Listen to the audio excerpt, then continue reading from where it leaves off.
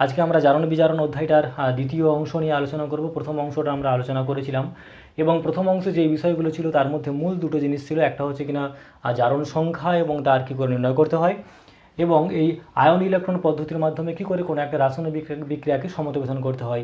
তো এই বিষয়গুলোকে নিয়ে আমরা কিছু কোশ্চেন দিয়েছিলাম হোম টাস্ক হিসেবে তোমাদেরকে, আশা করি তোমরা সেগুলো করেছো।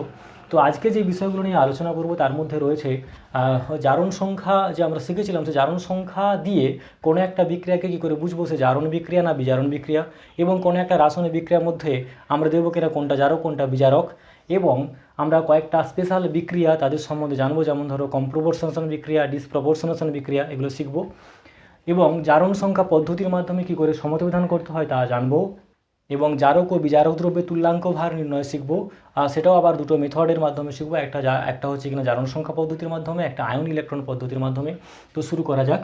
দেখো আজকের যে জিনিসগুলো নিয়ে আলোচনা করব তার মধ্যে যেটা হচ্ছে কিনা বললাম জারণ সংখ্যার মাধ্যমে যে কোনো একটা বিক্রিয়াকে বুঝবো জারণ বিক্রিয়া না বিজারণ বিক্রিয়া। তো সুতরাং আমাদের জারণ সংখ্যাটা কিন্তু আগে থেকে ঠিকঠাক করে জানা দরকার, এবং যারা মোটামুটি জানো তাদের ক্ষেত্রে কোনো সমস্যা হবে না। আর যারা এখনও জানোনি জারণ সংখ্যা বলতে কী বোঝায়, তারা হচ্ছে কিনা আমাদের এই যে ভিডিও, সেই ভিডিওর ডিসক্রিপশন বক্সে আমি প্রথম ভিডিওটা লিঙ্ক দিয়েছি, তো সেই লিঙ্ক থেকে একবার দেখে নাও সেটা, তারপরে এই ভিডিওটা দেখবে। তো প্রথমে আসবো আমরা যে জারণ সংখ্যার মাধ্যমে কোনো একটা বিক্রিয়াকে কী করে বুঝবো সে জারণ না বিজারণ। তো যদি দেখো কোনো একটা রাসায়নিক বিক্রিয়ায় যে পদার্থগুলো বিক্রিয়া করবে সেই পদার্থের মধ্যে কোনো মৌল তার জারণ সংখ্যা যদি বৃদ্ধি হয় তাহলে সেই বিক্রিয়াটাকে বলবো কেন জারণ বিক্রিয়া। খুবই সিম্পল। ধরো উদাহরণস্বরূপ আমি যদি বলি কোনো একটা বিক্রিয়া ধরো Fe2+ থেকে Fe3+ হচ্ছে, তো নিশ্চয়ই বুঝতে পারছি আমরা এই জারণ সংখ্যা হচ্ছে কিনা +2, এই জারণ সংখ্যা হচ্ছে কিনা +3। তো এই যে রাসায়নিক বিক্রিয়াটা ঘটলো, তো এই রাসায়নিক বিক্রিয়া দেখো জারণ সংখ্যার পরিবর্তন হয়েছে কি না +2 থেকে +3, অর্থাৎ 1 একক কী হয়েছে না বৃদ্ধি হয়েছে। তো যদি কোনো রাসায়নিক বিক্রিয়া এরকম জারণ সংখ্যা বৃদ্ধি হয় তাকে বলবো কিনা জারণ বিক্রিয়া। জারণ বিক্রিয়া ধরো উদাহরণস্বরূপ Cl-, তো সেখান থেকে হয়েছে কিনা Cl2। তো এখানে ধরো 2Cl- থেকে Cl2 হয়েছে। তো এখানে দেখো -1 জারণ সংখ্যা Cl-এর, এখানে হচ্ছে 0, তাহলে এখানেও দেখো -1 থেকে 0 অর্থাৎ বৃদ্ধি হয়েছে, এখানেও 1 একক বৃদ্ধি। তো সুতরাং এটাও বলবো একটা জারণ বিক্রিয়া। এবারে বলবো বিজারণ বিক্রিয়া কাকে বলবো না, যদি কিনা কোনো একটা রাসায়নিক বিক্রিয়ার মধ্যে যারা অংশগ্রহণ করবে সেই বিক্রিয়কগুলো, বা যাই হোক কোনো একটা বিক্রিয়ক, সেই বিক্রিয়কের মধ্যে যে মৌলগুলো রয়েছে সে কোনো একটা মৌলের জারণ সংখ্যা যদি কিনা হ্রাস হয় তাহলে সেই বিক্রিয়াটাকে বলবো কিনা বিজারণ বিক্রিয়া। উদাহরণস্বরূপ ধরো যদি আমরা বলি কিনা ধরো MnO4, ধরো KMnO4 +8H প্লাস 5 ইলেকট্রন থেকে হয় Mn2+ +4H2, এরকম কোনো একটা রাসায়নিক বিক্রিয়া যেখানে দেখো Mn এর জারণ সংখ্যা কত হিসাব করে দেখো কত হয়, তোমরা জানো কী করে বার করতে হয়, দেবে এটা +7 হবে, আর এখানে Mn2+ মানে জারণ সংখ্যা হবে কিনা +2। তো নিশ্চয়ই বুঝতে পারছি +7 থেকে +2 হ্রাস হয়েছে, তাহলে বলবো কিনা জারণ সংখ্যা হ্রাস হয়েছে। জারণ সংখ্যা হ্রাস হলে কী বিক্রিয়া বলবো না বিজারণ বিক্রিয়া। কী বিক্রিয়া না বিজারণ বিক্রিয়া। তাহলে এইটুকু মনে রাখতে হবে যে জারণ সংখ্যা বৃদ্ধি মানে জারণ বিক্রিয়া, জারণ সংখ্যা হ্রাস হলে হবে বিজারণ বিক্রিয়া। খুবই সহজ। এবারে কোনো একটা রাসায়নিক বিক্রিয়া, সেই রাসায়নিক বিক্রিয়ার মধ্যে দেবো কিনা কোনটা জারণ বিক্রিয়া কোনটা বিজারণ বিক্রিয়া, এবং তার মধ্যে দেবো কিনা কোনটা জারক কোনটা বিজারক। তো একটা উদাহরণ দেওয়া যাক। ধরো আমি বলছি একটা উদাহরণ KMnO4 +FeSO4 +H2SO4 থেকে উৎপন্ন হবে K2SO4 +MnSO4 +Fe2SO4 এর হোল 3 প্লাস জল। তো এই রাসায়নিক বিক্রিয়ার মধ্যে আমরা দেবো যে কোনটা জারণ কোনটা বিজারণ, এবং কোনটা জারক কোনটা বিজারক। তো আমাদের এখানে দেখতে হবে কি না যে মৌলগুলো এখানে বা যে যৌগগুলো এখানে বিক্রিয়া করেছে তার মধ্যে যে সমস্ত মৌলগুলো রয়েছে তাদের কার জারণ সংখ্যার পরিবর্তন হচ্ছে, কার বৃদ্ধি হচ্ছে, কার হ্রাস হচ্ছে। যেমন দেখো KMn উপর Mn এর হচ্ছে কিনা +7 হবে, FeS উপর Feটা হচ্ছে কিনা +2 হবে, এখানে হচ্ছে কিনা Mn এর +2, এখানে হচ্ছে Fe2SO4 হিসাব করে দেখবে তোমরা এফির হচ্ছে কিনা +3, বাকি কিন্তু মৌলগুলো জারণ সংখ্যার কোনো পরিবর্তন হয়নি। তো ওই জন্য আমি লিখিনি এখানে, যেমন ধরো কে এখানে +1, এখানেও K2SO4 +1, এখানে H+1, এখানেও H+1, ওই জন্য লেখা হয়নি। তো ওদের জারণ সংখ্যার পরিবর্তন হয়নি বলে, যাদের যাদের জারণ সংখ্যার পরিবর্তন হয়েছে শুধুমাত্র সেগুলোকে লিখবো আমরা। তো এখানে দেখো KM এর উপর +7 থেকে হয়েছে কত না +2, তা জারণ সংখ্যা কী হয়েছে না হ্রাস হয়েছে। জারণ সংখ্যা হ্রাস মানে কি বিক্রিয়া না বিজারণ বিক্রিয়া, তার মানে এটা হলো বিজারণ বিক্রিয়া। আবার দেখো এখানে Fe+2 থেকে কী হয়েছে না +3 হয়েছে, তাহলে কী হয়েছে না জারণ সংখ্যা বৃদ্ধি হয়েছে। জারণ সংখ্যা বৃদ্ধি মানে কি বিক্রিয়া না জারণ বিক্রিয়া। তাহলে নিশ্চয়ই বুঝতে পারছো, তার মানে এই যে পুরো রাসায়নিক বিক্রিয়ার মধ্যে KMnO4 থেকে MnSO4 এটা বিজারণ অর্ধ বিক্রিয়া, এবং FeSO4 থেকে Fe2SO4 এটা হচ্ছে কিনা জারণ অর্ধ বিক্রিয়া।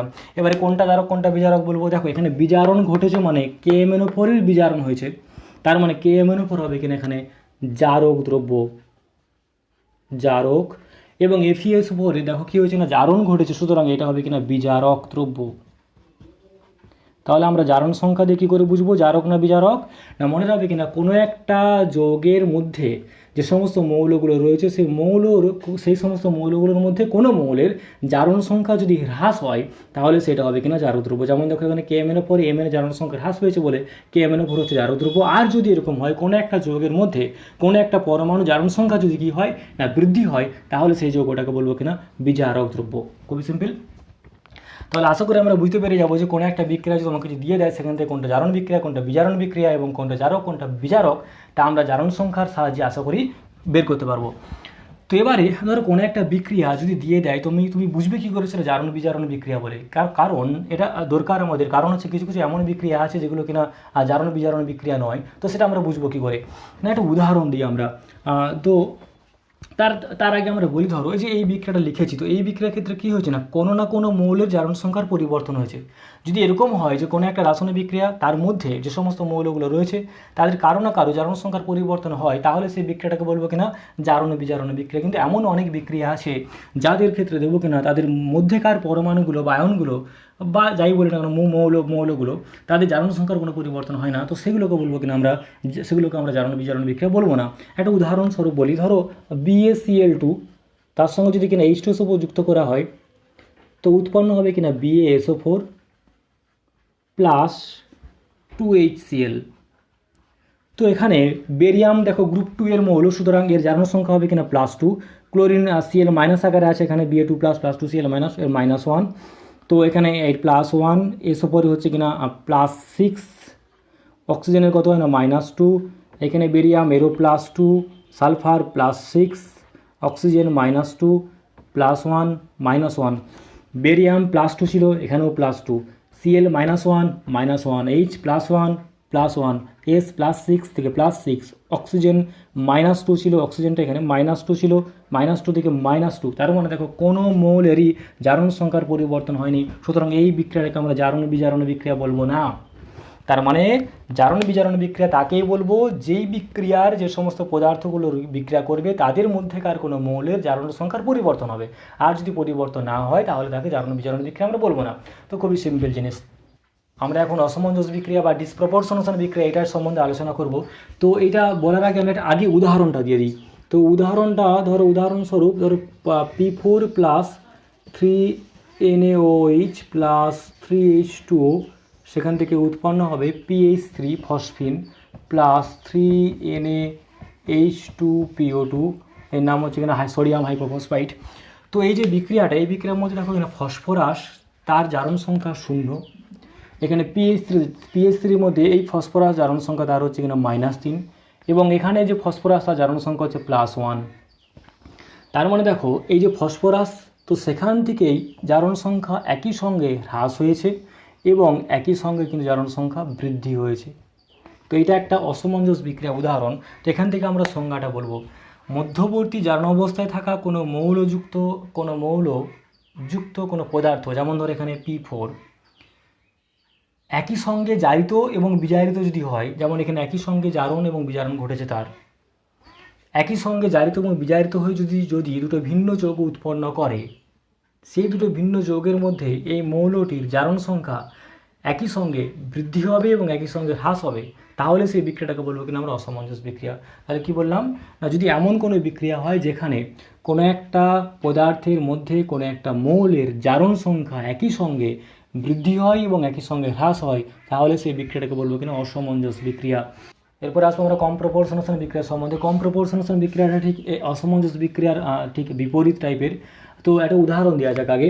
যেমন ধরো KBrO3 plus 5KBr plus 6HCl, তো সেখান থেকে উৎপন্ন হবে 3Br2 plus 6KCl plus 3H2O। দেখো এখানে একটা নির্দিষ্ট মৌলযুক্ত দুটো পদার্থ আছে, যেমন কে না KBrO3 এবং KBr, যেখানে নির্দিষ্ট মৌলটা হচ্ছে কিনা Br, এর জারণ অবস্থা এখানে +5, এখানে হচ্ছে কিনা -1। তো তারা বিক্রিয়া করবে করে যে নির্দিষ্ট মৌলটা যুক্ত কোনো একটা পদার্থ উৎপন্ন করবে, যার মধ্যে জারণ সংখ্যা এই দুটো জারণ সংখ্যার মাঝামাঝি হবে। যেমন ধরো এখানে +5 -1, তাদের মাঝামাঝি একটা জারণ সংখ্যাযুক্ত মৌল উৎপন্ন হবে। যেমন এখানে Br, তারও জারণ সংখ্যা হচ্ছে কিনা 0। তো এটাকে বলবো কিনা কম প্রপোর্শনেশন বিক্রিয়া। তাহলে বলবো কিনা দুটো ভিন্ন মৌল বা দুটো ভিন্ন পদার্থ, তাদের মধ্যে একটা নির্দিষ্ট মৌল থাকবে, সেই নির্দিষ্ট মৌলে দুটো ভিন্ন জারণ সংখ্যা থাকবে। তারা যখন বিক্রিয়া করে এমন কোনো একটা মৌল উৎপন্ন করবে, এমন একটা পদার্থ উৎপন্ন করবে যার মধ্যে সেই মৌলটা জারণ সংখ্যা আগের যে জারণ সংখ্যা দুটো ছিল তাদের মধ্যেকার একটা জারণ সংখ্যা হয়, তো সেই বিক্রিয়াটাকে বলবো কিনা আমরা কম প্রপোর্শনেশন বিক্রিয়া। তাহলে মোটামুটি অসামঞ্জস্য বিক্রিয়া এবং কম প্রপোর্শনেশন বিক্রিয়ার সম্বন্ধে বোঝা গেল। উদাহরণগুলো শুধুমাত্র করে রাখবে আর কি করে হলো সেই ব্যাপারটা বুঝে রাখবে। এখন আমরা জারণ সংখ্যা পদ্ধতির মাধ্যমে কোনো একটা রাসায়নিক বিক্রিয়ার সমতাবিধান করব। আগের দিন আমরা শিখেছিলাম কিনা যে আয়ন ইলেকট্রন পদ্ধতির মাধ্যমে কী করে সমতাবিধান করতে হয়। তো আজকে দেখা যাক জারণ সংখ্যার মাধ্যমে কী করে করতে হয় কোনো একটা রাসায়নিক বিক্রিয়ার সমতাবিধান। একটা উদাহরণ দেওয়া যাক। ধরো আমরা বলছি Zn plus NaNO3 plus NaOH, সেখান থেকে উৎপন্ন হয়েছে ধরো NH3 প্লাস Na2ZNO2 প্লাস জল। তো এই রাসায়নিক বিক্রিয়াটাকে কী করে আমরা জারণ সংখ্যা পদ্ধতির মাধ্যমে সমতাবিধান করব। প্রথম কাজ হলো কিনা এই যে বিকারক বা যেগুলো উৎপন্ন হয়েছে বিক্রিয়াজাত পদার্থ, প্রত্যেকটার মধ্যে যে সমস্ত মৌলগুলো রয়েছে সেই মৌলগুলোর আগে আমাদের জারণ সংখ্যাগুলো বার করে নিতে হবে। যেমন এখানে Zn এখানে মুক্ত অবস্থায় আছে, তো ওই জন্য জারণ সংখ্যা হচ্ছে 0, সোডিয়াম +1, N হচ্ছে কিনা +5, অক্সিজেন -2, সোডিয়াম +1, অক্সিজেন -2, এটা +1, এটা হচ্ছে কিনা -3, এটা +1, এটা হচ্ছে কিনা +1, এটা হিসাব করে বার করবে এগুলো। এটা হচ্ছে +2, এটা -2, +1, -2। অ্যাকচুয়ালি সবার বার করার দরকার হয়নি, আমি প্রথম এটা করাচ্ছি বলে আমি জাস্ট সবার বার করে নিলাম। তো এবার দেখো যাদের যাদের জারণ সংখ্যার পরিবর্তন হয়েছে শুধুমাত্র সেগুলোর বার করলেই হবে। তো যাদের যাদের জারণ সংখ্যার পরিবর্তন হয়নি সেগুলো না লিখলেও চলবে। যেমন ধরো এখানে দেখো সোডিয়াম +1, এদিকেও +1, লেখার দরকার নেই, আমি জাস্ট প্রথমটা করাচ্ছি বলে শেখানোর জন্য শুধুমাত্র লিখেছিলাম। অক্সিজেন -2, এদিকেও -2, দেখো সুতরাং এই জারণ সংখ্যার পরিবর্তন হয়নি বলে লেখার দরকার নেই। হাইড্রোজেন +1 এদিকে, সেদিকেও +1, লেখার দরকার নেই। তাহলে যাদের জারণ সংখ্যার পরিবর্তন হয়েছে শুধুমাত্র আমরা সেগুলোকে লিখবো। যেমন কাদের পরিবর্তন হয়েছে না, এখানে Zn এবং নাইট্রোজেন তাদের পরিবর্তন হয়েছে। তাহলে আমাদের প্রাথমিক কাজ কি না, কোনো একটা পদার্থের মধ্যে যে সমস্ত মৌলগুলো জারণ সংখ্যার পরিবর্তন হয়েছে তার জারণ সংখ্যা আগে লিখতে হবে 1 নম্বর। দিয়ে দেখতে হবে কিনা কোনটা জারণ বিক্রিয়া কোনটা বিজারণ বিক্রিয়া। তো আমরা আগেই শিখে নিয়েছি যদি জারণ সংখ্যার বৃদ্ধি হয় তাহলে সেটা হবে জারণ বিক্রিয়া, আর হ্রাস হলে হবে কিনা বিজারণ বিক্রিয়া। যেমন দেখো এখানে Zn 0 থেকে হয়েছে কত না +2, তাহলে বৃদ্ধি হয়েছে কত একক বৃদ্ধি না 2 একক বৃদ্ধি। তাহলে বলবো 2 একক বৃদ্ধি হয়েছে, আর বৃদ্ধি হয়েছে বলে এটা কি বিক্রিয়া বলবো না জারণ বিক্রিয়া।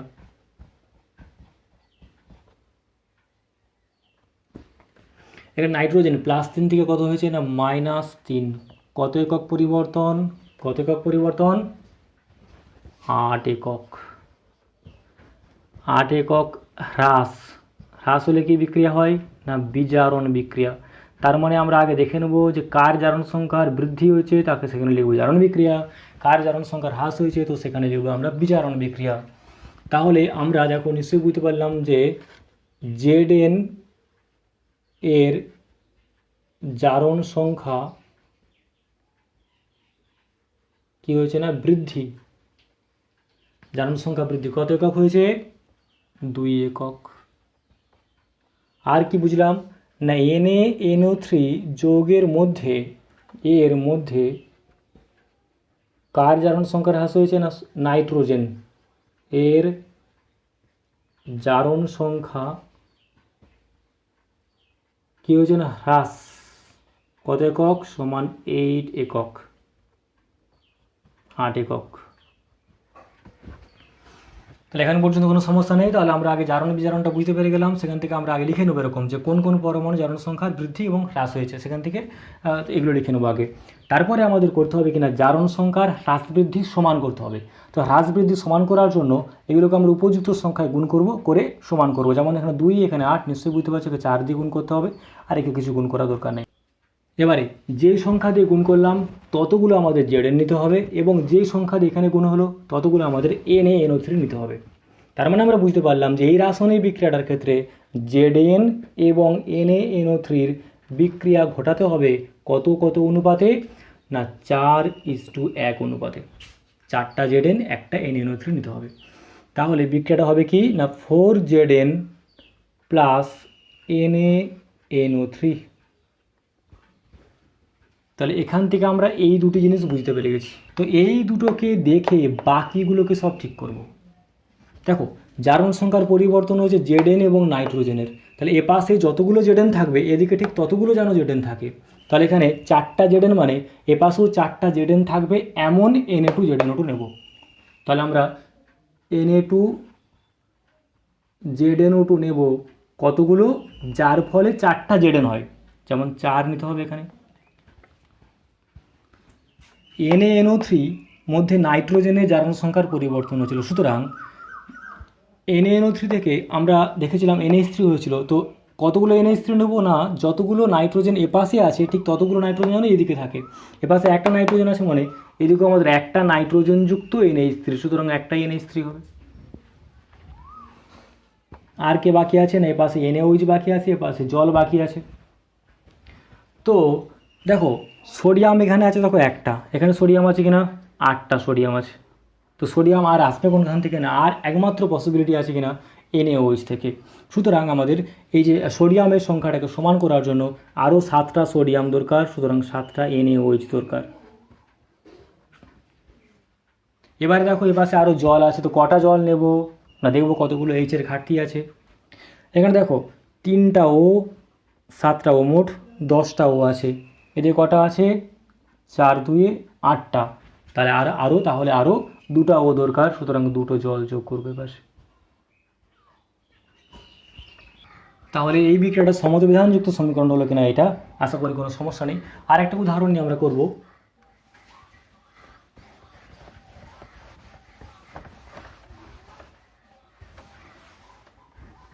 ধরো তোমাকে দিয়েছে K2Cr2O7 plus FeSO4 plus H2SO4, তো সেখান থেকে উৎপন্ন হয়েছে K2SO4 প্লাস Fe2SO4 এর হোল 3 প্লাস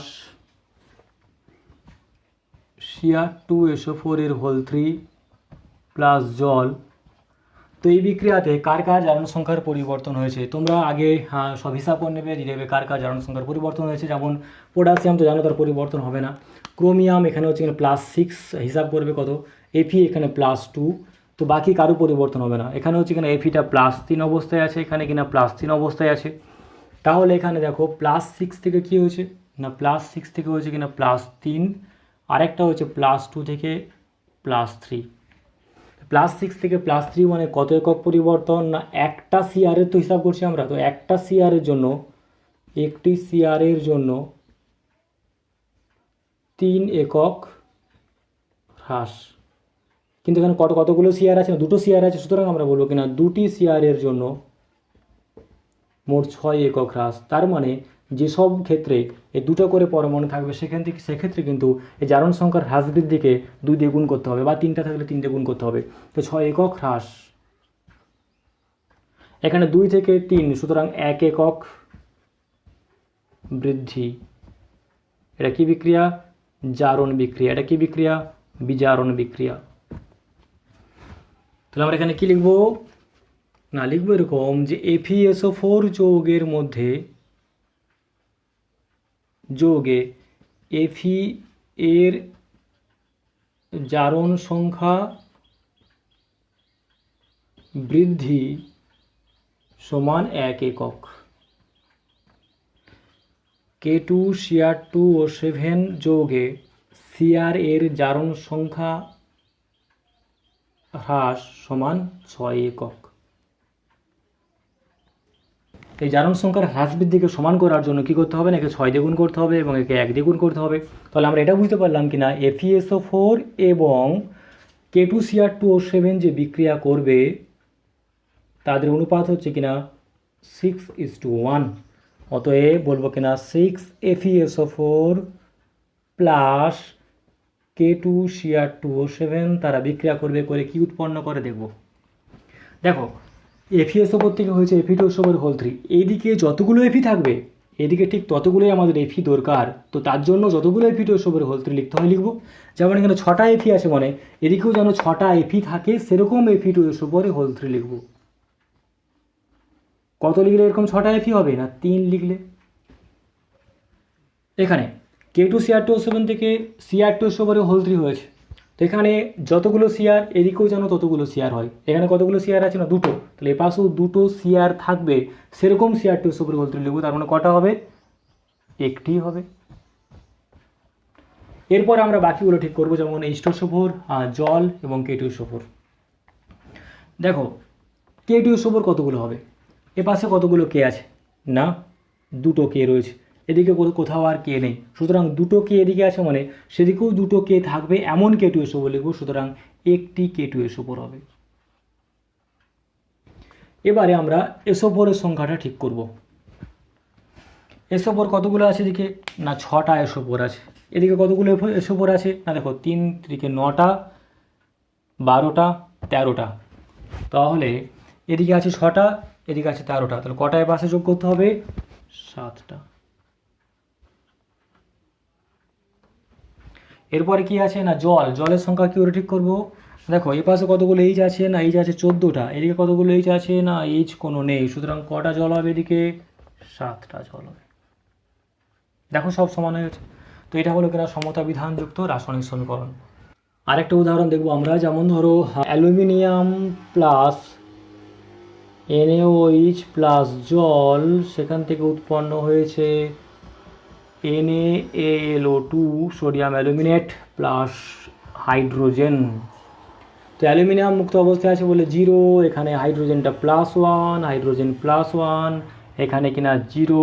দেখো, অন্যগুলোর ক্ষেত্রে হাইড্রোজেন আমরা একবারও লিখিনি, কিন্তু এখানে লিখছি কেন? না, কারণ এখানে দেখো জারণ সংখ্যার পরিবর্তন হয়েছে বলে +1 থেকে 0, এবং এখানে অ্যালুমিনিয়ামটা +3। তাহলে এটা নিশ্চয়ই বুঝতে পারছি অ্যালুমিনিয়াম 0 থেকে হয়েছে +3। তো এখানে জারণ সংখ্যা কি হয়েছে? না, বৃদ্ধি। কত একক বৃদ্ধি হয়েছে? 3 একক বৃদ্ধি।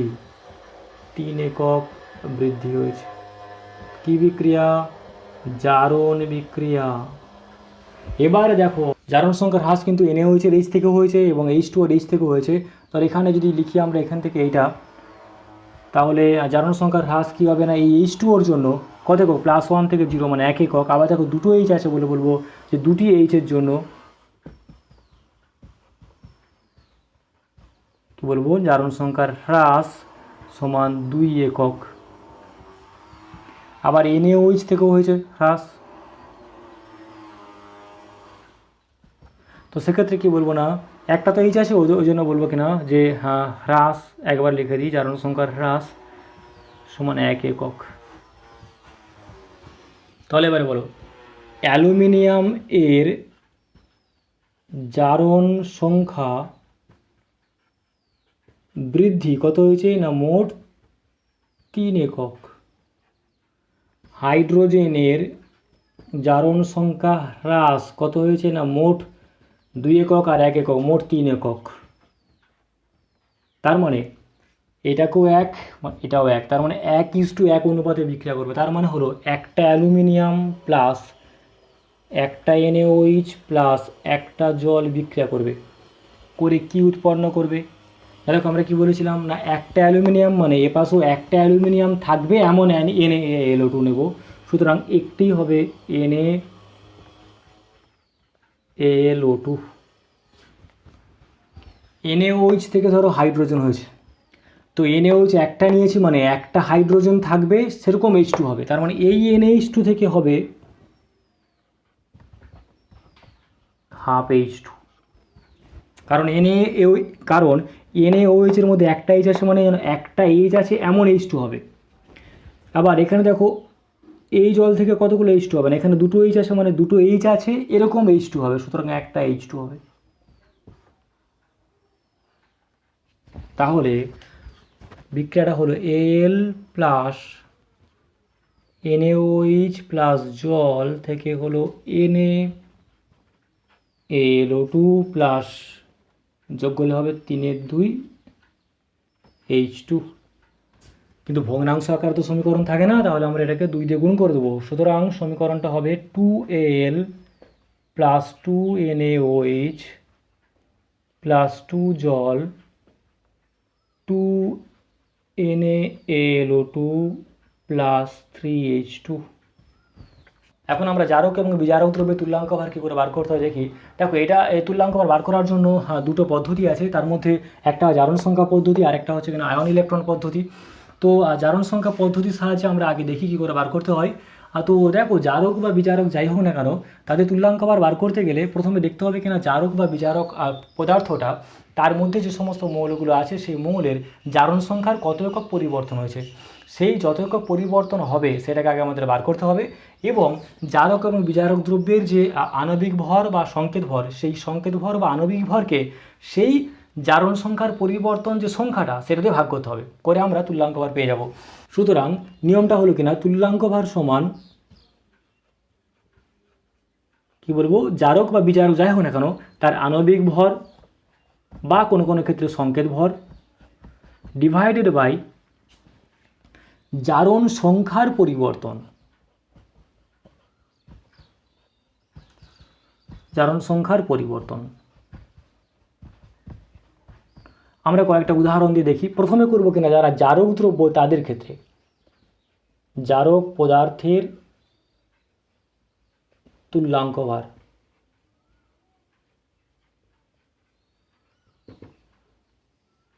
উদাহরণ যেমন তোমাকে বলেছে, ধরো যে অ্যাসিড মাধ্যমে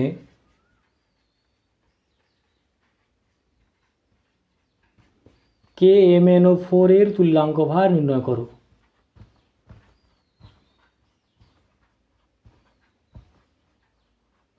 কত হবে কি করে বার করব? আমাদের প্রথমে জানতে হবে যে অ্যাসিড মাধ্যমে KMnO4 বিক্রিয়া করে কি উৎপন্ন করে না, KMnO4 অ্যাসিড মাধ্যমে বিক্রিয়া করে উৎপন্ন করবে Mn2+। আগে জানতে হবে এখানে। তারপরে দেখতে হবে কিনা এই যে KMnO4 থেকে Mn2+, এখানে জারণ সংখ্যার কত পরিবর্তন হয়েছে। দেখো এখানে কিনা Mnটা আছে +7 অবস্থাতে, এখানে Mnটা বুঝতে পারছি না সে +2 অবস্থাতে আছে। সুতরাং জারণ সংখ্যার হ্রাস হয়েছে কত একক না 5 একক।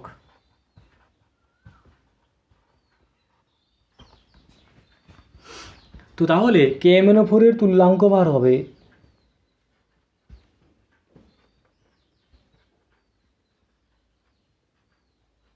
সমান KMnO4 এর আণবিক ভর ডিভাইডেড বাই 5। KMnO4 এর আণবিক ভর কত না, KMnO4 এর কে হচ্ছে 39, তোমাদেরকে দিয়ে দেবে কত K39, Mn 55 হয়, অক্সিজেন 16 হিসাব করবে, তাহলে 39 প্লাস 55 প্লাস 16 ইন্টু 4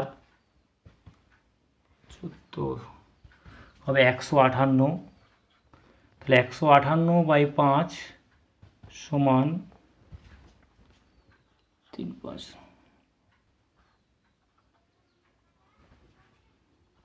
হবে 31.6। কোন মাধ্যমে কিন্তু সেটা ঠিকঠাক করে খেয়াল করতে হবে, কারণ অ্যাসিড মাধ্যমে যে Mn2+ হয়েছে অন্য মাধ্যমে কিন্তু অন্যরকম পদার্থ উৎপন্ন করবে, সেক্ষেত্রে কিন্তু তুল্যাঙ্ক ভারটা চেঞ্জ হয়ে যাবে।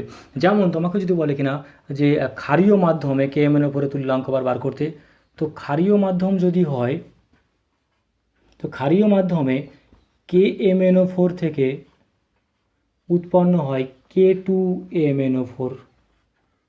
তো এর ছিল +7, এটা হিসাব করো হবে কিনা +6। কত একক পরিবর্তন? 1 একক। তাহলে কি করব না KMnO4 যে আণবিক ভর তাকে আমরা 1 দিয়ে ভাগ করব। সুতরাং ক্ষারীয় মাধ্যমে KMnO4 তুল্যাঙ্ক ভর কত হবে? নিশ্চয়ই বুঝতে পারছো কিনা 158/1, সুতরাং 158 হবে। যদি তোমাকে বলে প্রশম মাধ্যমে তো প্রশম মাধ্যমে KMnO4 থেকে উৎপন্ন হয় MnO2, এটা কত +4, এটা কত +7, কত একক হ্রাস? 7, 4, 3 একক হ্রাস। তো নিশ্চয়ই বুঝতে পারছো তুল্যাঙ্ক ভর কত হবে না KMnO4 আণবিক ভর মানে 158/3। তো সেরকমই যদি তোমাকে বলে K2Cr2O7,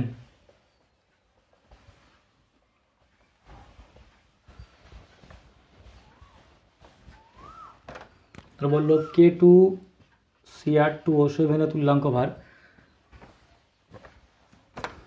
দেখো অ্যাসিড মাধ্যমে K2Cr2O7টা না এরকম টাইপের বিক্রিয়া করে না K2Cr2O7 থেকে উৎপন্ন হবে Cr3+। তাহলে এখানে দেখো Cr জারণ সংখ্যা কিনা +6, এখানে হচ্ছে +3। এবার দেখো দুটো Cr আছে বলে জারণ সংখ্যার পরিবর্তন হবে কিনা 2 × 3 = 6 একক। তাহলে তুল্যাঙ্ক ভর কত হবে না K2Cr2O7 এর আণবিক ভর /6। K2Cr2O7 এর আণবিক ভর বার করবে, K হচ্ছে কত না 39, Cr 52, অক্সিজেন 16। তো করে মানটা আসবে হিসাব করে দেখবে তোমরা 294 আসবে। সুতরাং বলো তুল্যাঙ্ক ভর হবে কিনা 294 / কত 6, কত আসবে 4, 9, 49। তো আরও যে উদাহরণগুলো আছে সব বইতে করবে।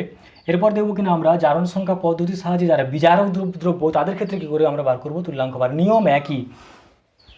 তো দেখা যাক উদাহরণস্বরূপ ধরো আমরা বলছি FeSO4 এর তুল্যাঙ্ক ভর বার করব। ধরো FeSO4 না FeSO4 অ্যাকচুয়ালি পরিবর্তন হয়ে উৎপন্ন করে Fe2SO4 এর হোল 3।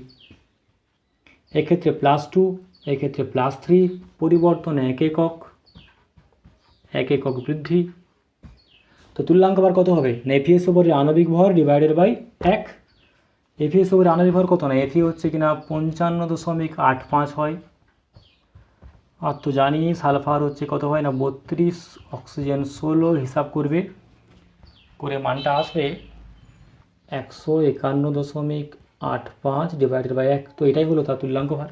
এখন আমরা আয়ন ইলেকট্রন পদ্ধতির মাধ্যমে জারক এবং বিজারক দ্রব্যের তুল্যাঙ্ক ভর কী করে বার করতে হয় দেখি। তো এক্ষেত্রে নিয়মটা হচ্ছে কিনা যে তুল্যাঙ্ক ভর সমান যার তুল্যাঙ্ক ভর বার করবো তার আণবিক ভর বা সংকেত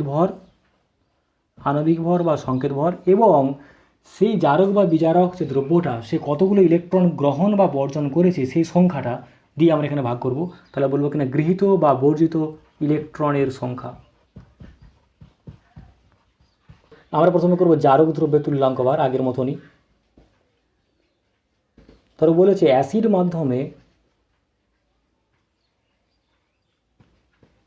KMnO4 এই তুল্যাঙ্ক ভর। তো অ্যাসিড মাধ্যমে KMnO4 কী করে পরিবর্তন হয় না অ্যাসিড মাধ্যমে আয়নীয় আকার থাকে, সুতরাং MnO4- থেকে পরিবর্তন হয়ে যাবে Mn2+। দেখো আমরা সমদ্রবিধান আয়ন ইলেকট্রন পদ্ধতির সাহায্যে শিখেছিলাম। তো এই যে একটা বিক্রিয়া এটা এখানে সমদ্রবিধান কী করে করব না এখানে 4টা O আছে মানে 4টা জল যোগ করবো এদিকে, 4 2 8টা H যোগ করবো H+, চার্জ সমান করতে গেলে 5 ইলেকট্রন। তো এই 5টা ইলেকট্রন আদান প্রদান ঘটেছে বলে এই 5 দিয়ে ভাগ করব এই KMnO4 এর আণবিক ভরকে। তো সুতরাং KMnO4 এর তুল্যাঙ্ক ভর হবে কত না KMnO4 এর আণবিক ভর /5। আণবিক ভর কত হচ্ছে না 158 /5। সুতরাং কত হবে 31.6। তো একই রকম করে করব যে অ্যাসিড মাধ্যমে যদি আমরা বলি K2Cr2O7 এর তুল্যাঙ্ক ভর বার করব। K2Cr2O7 এটাও অ্যাসিড মাধ্যমে। তো K2Cr2 কী করে পরিবর্তন হয় না Cr2O7 2- তো সেখান থেকে উৎপন্ন হয় কিনা Cr3+। তো আগে আমাদের এটাকে কিনা সমতিপ্রদান করতে হবে, করে দেখবো কতগুলো ইলেকট্রন আদান প্রদান ঘটেছে সেই সংখ্যা দিয়ে ভাগ করব। যেমন এখানে দেখো কিনা দুটো Cr আছে বলে 2 দিয়ে গুণ করতে হবে প্রথমে, 7টা O মানে 7টা জল করতে হবে এদিকে, তারপরে কিনা 7 2 14টা H+ করতে হবে। চার্জ সমান করার জন্য করতে হবে কি, হ্যাঁ 6টা প্লাস চার্জ, এখানে 14টা, দুটো মানে 12টা প্লাস চার্জ, সুতরাং এখানে 6টা মাইনাস চার্জ যোগ করতে হবে। তাহলে 6 দিয়ে ভাগ করব এর আণবিক ভরকে। তো এর আণবিক ভর হয়েছিল কত না 294, আমরা আগে করেছিলাম বলে আর আমি এখন লিখছি না। তো 294 ডিভাইডেড বাই কত হবে না 6 সমান কত হয়েছিল জানো 49। তো একই রকম করে যদি আমরা যারা বিজারক দ্রব্য তাদের ক্ষেত্রে বার করি, তো বিজারক দ্রব্যের মধ্যে যে উদাহরণটা আমরা নিয়েছিলাম FeSO4, তো FeSO4 যখন বিক্রিয়া করবে তখন কি হয় অ্যাকচুয়ালি না Fe2+ আয়ন থেকে Fe3+ আয়নে পরিণত হয়। তো নিশ্চয়ই বুঝতে পারছি এখানে একটা ইলেকট্রন হবে, এখানে একটি ইলেকট্রনের আদান প্রদান ঘটেছে বলে সুতরাং আমরা বলবো কিনা যে FeSO4 এর তুল্যাঙ্ক ভর হবে এর যে আণবিক ভর তাকে আমরা 1 দিয়ে ভাগ করব। তো এর আণবিক ভরটা আমরা এক্ষুনি করেছিলাম, মানটা এসেছিল 151.85 ডিভাইডেড বাই 1। তো এটাই হলো তার তুল্যাঙ্ক ভর। তো এগুলো হলো কিনা জারক এবং বিজারক দ্রব্যের তুল্যাঙ্ক ভর নির্ণয় আয়ন ইলেকট্রন পদ্ধতি এবং জারণ সংখ্যা পদ্ধতির মাধ্যমে। তো এগুলো ইম্পর্টেন্ট, ভালো করে করবে। তো আজকেও আমরা কতগুলো কোশ্চেন দিয়েছি, বাড়িতে প্র্যাকটিস করবে, হোম টাস্ক হিসেবে। তো যদি কোনো সমস্যা হয় তাহলে আমাকে জানাবে। যেমন আমরা কোশ্চেন দিয়েছি কিনা জারণ সংখ্যা পদ্ধতির মাধ্যমে সমতিবিধান করো, 4টা সমীকরণ দিয়েছি। 1 নম্বর ধরো P4 + NaOH প্লাস জল থেকে PH3 + NH2PO2। 2 নম্বর KMnO4 + HCl থেকে উৎপন্ন হচ্ছে KCl, MnCl2 + Cl2 + জল। এবং 3 নম্বর Cl2 + NaOH থেকে উৎপন্ন হয়েছে কিনা NaCl + NaOCl + জল। 4 নম্বর KMnO4 + H2O2 থেকে H2O2 + H2SO4 থেকে উৎপন্ন হয়েছে K2SO4 + MnSO4 + জল + অক্সিজেন। তো এই 4টা বিক্রিয়া জারণ সংখ্যা পদ্ধতিতে সমতিবিধান করবে। আজকে এই পর্যন্তই, থ্যাংক ইউ।